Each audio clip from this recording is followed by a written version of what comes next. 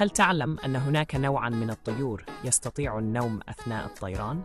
هذه الطيور تعرف باسم الخفافيش الغريبة.